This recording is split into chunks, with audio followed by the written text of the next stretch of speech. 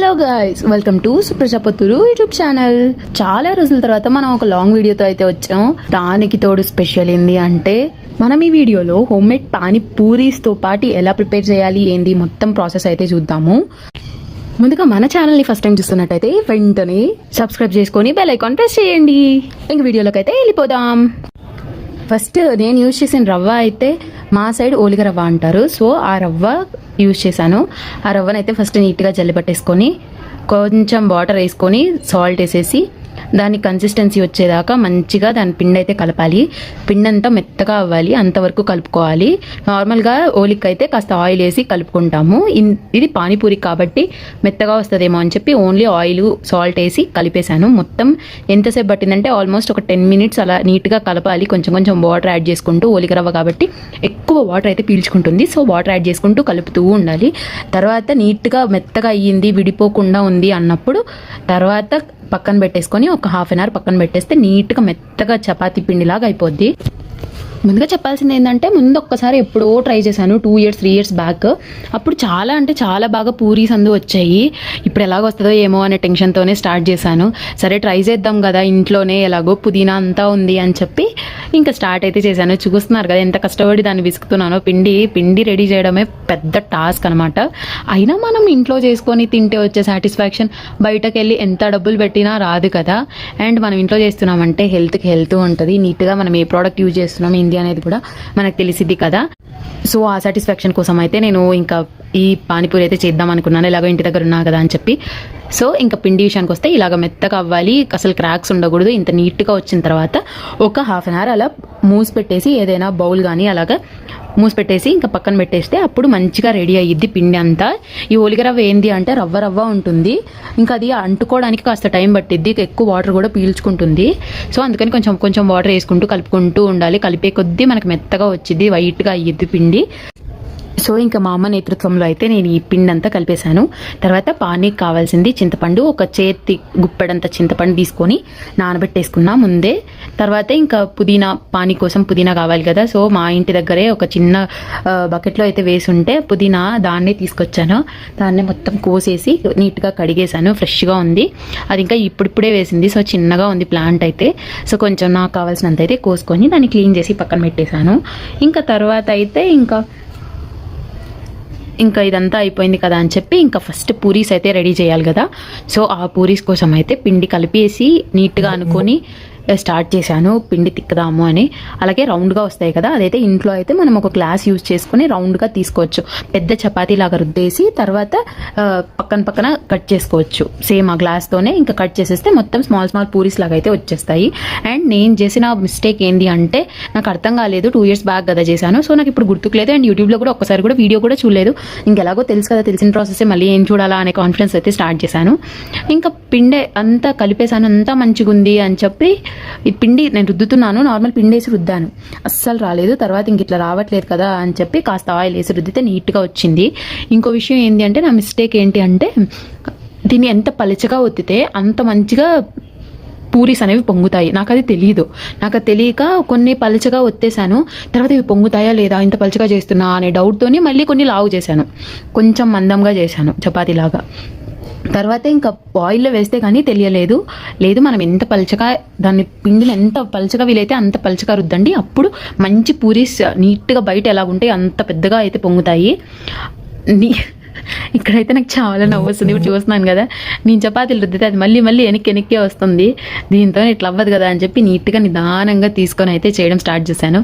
ఇంకా అది అయిపోయాక ఇంక ఇలా గ్లాస్తోనే ఒత్తేసి ఒక పక్కన అయితే పెట్టేసుకున్నాను. మొత్తం ఇలాగ స్మాల్ పూరీస్ అన్నీ అయిపోయాక మొత్తం ఒకేసారి కొంచెం ఆయిల్ హీట్ అయ్యాక పూరీని ఎలాగైతే దేవేస్తామో అలాగే ఆయిల్లో అయితే తీసేస్తే డీప్ ఫ్రై చేసేస్తే అయిపోద్ది. తర్వాత ఇంకో విషయం ఏంటి అంటే మా అమ్మ చెప్తూనే ఉంది, నీట్గా రుద్ది, ఎలాగ రుద్దుతావు నువ్వు ఆయిల్తో అంటుంది. అయినా కూడా వినకోకుండా లేదు నేను ఆయిల్తోనే రుద్దాలి కదమ్మా, రావట్లేదు, ఎలా వస్తుంది అసలు పిండితోనే రావట్లేదు అని చెప్పి నేను ఆయిల్ వేసి అయితే రుద్దాను. బట్ ఆయిల్తో అయితే చాలా ఈజీ అయ్యిద్దబ్బా మన పని. లేదు అంటే చాలాసేపు దాన్ని రుద్దుతూనే ఉండాలి. పిండి ఎంతసేపు రుద్దినా మళ్ళీ మైదాలాగా లోపలికి వచ్చేస్తుంది. అందుకని ఆయిల్ వేసి రుద్దితే ఫాస్ట్గా అయిపోయింది. జస్ట్ ఒక 10 minutes కూడా పట్టలేదు నాకు ఇవన్నీ చేయడానికి. ఆల్మోస్ట్ ఒక 200 గ్రామ్స్ 250 గ్రామ్స్ తీసుకుంటా అంతే నేను పిండి కూడా. దానికి నాకు ఒక 50 పూరీస్ దాకా అయ్యాయి. అదే బయట అయితే బయట మనం ఏం కొంటాం, ఎంత కొంటాము, ప్లేట్ 35 రూపీస్ 6 పూరీస్ ఇస్తారు, దానికోసం 35 రూపీస్ పెట్టాలి. ఇక్కడ చూస్తే ఆల్మోస్ట్ అన్నీ మనకి ఇంట్లో ఉండేవే ఉంటాయి ఇలాగా. సో అన్నీ మనం హెల్తీగా అయితే కూడా చేసుకోవచ్చు. బయట ఎలాంటివి వాడతారో మన హైజీన్ మనకు తెలియదా, మన ఇండియాలో ఎంత మాత్రం హైజీన్ ఉంటుందో. బట్ పానీపూరి చూడంగానే అలా ఒకసారి వెళ్ళిపోవాలి, తినేయాలి అనే ఫీలింగ్ వచ్చింది కదా. అది ఎలా ఉంటుందో, ఏ చేతులతో చేసి ఉంటారో, క్లీన్గా చేసి ఉంటారో లేదో కూడా తెలియదు. బట్ మనమైతే బాగా తింటాం, ఎందుకంటే మనకి ఇష్టం కదా. పానీపూరి దగ్గరకు వచ్చేసరికి హైజీన్ అంతా ఏం గుర్తుకు రాదు.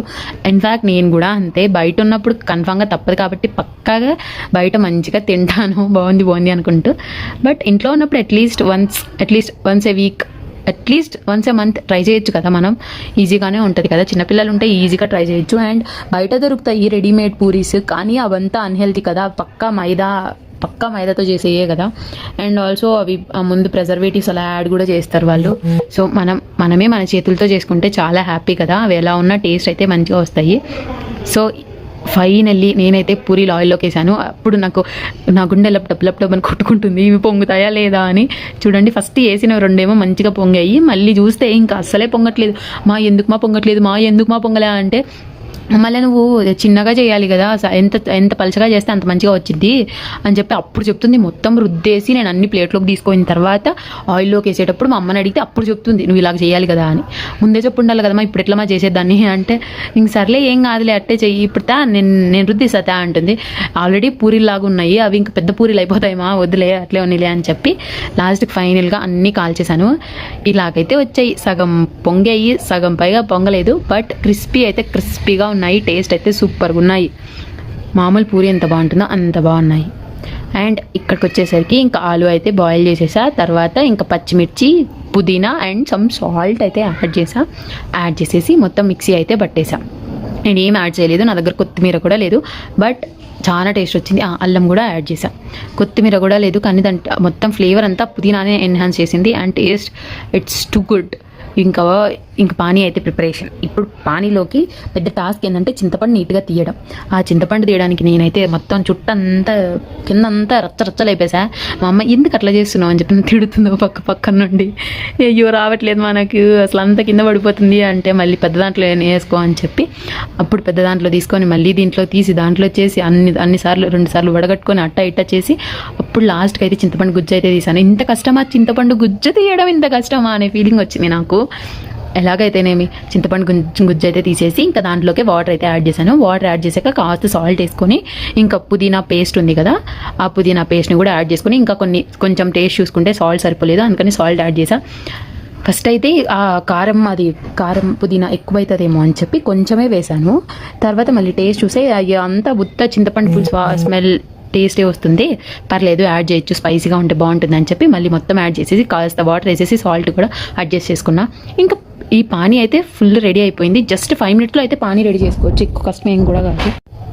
అంతే, ఇంకా పానీ పక్కన పెట్టేసా. ఇంకా ఆలు కూడా అంతలోపు ఉడికిపోయాయి. ఆలుని కూడా తీసేసి మొత్తం పైన తొక్కంతా తీసేసి ఇంకా కలిపేసుకున్నా. జస్ట్ కొంచెం ఆ ఆలులో కూడా కొంచెం సాల్ట్, కారం, అదేంటి గరం మసాలా, చికెన్ మసాలా ఉన్నింది నా దగ్గర చాట్ మసాలా కూడా లేదు. అసలు చాట్ మసాలా అవాయిడ్ చేస్తే ఇంత టేస్టీగా ఉంటుందని అయితే నాకు అప్పుడే అర్థమైంది. చాట్ మసాలా లేకుండా ఎంత టేస్టీగా ఉండిందంటే జస్ట్ కొంచెం చికెన్ మసాలా యాడ్ చేసిన అంతే. దాన్ని మొత్తం ఆ పొటాటో పేస్ట్ కూడా కలిపేసి పక్కన పెట్టేసా. అంతే, ఇంకా మొత్తం పానీ రెడీ అయింది. జస్ట్ ఒక ½ అన్ అవర్ టైం ఇస్తే చాలబ్బా, ఫాస్ట్గా అయిపోద్ది. మొత్తం ఈజీయే, చాలా ఈజీ ప్రాసెస్. మనం దీనికి ఎందుకు ఇంత డబ్బులు పెడుతున్నాము బయట అని చెప్పి అనిపిస్తుంది. అండ్ ఆల్సో ఇంట్లో తింటే మన సాటిస్ఫాక్షన్ లెవెల్స్ వేరే లెవెల్ కదా.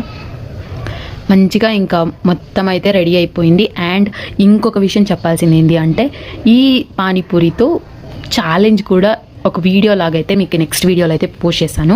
వెంటనే మన ఛానల్ని ఇంకా ఎవరైనా సబ్స్క్రైబ్ చేసుకోకున్నా, లేదంటే ఎవరికైనా ఇంకా ఏదైనా క్లారిటీ లేదు, మాకు ఏమైనా అర్థం కాలేదు అన్నా కూడా వీడియో చూసినా కూడా అర్థమైపోద్ది. ఎందుకంటే ఎవ్రీథింగ్ నేను ప్రొసీజర్ మొత్తం ఇక్కడ కనిపిస్తుంది.